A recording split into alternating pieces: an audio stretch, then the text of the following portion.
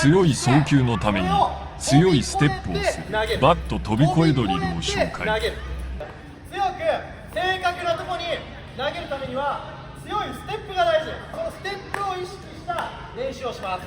ボールが来たら右左でバットより前に手がある状態でキャッチして、それを飛び越えて投げる。ステップの仕方が2種類あります。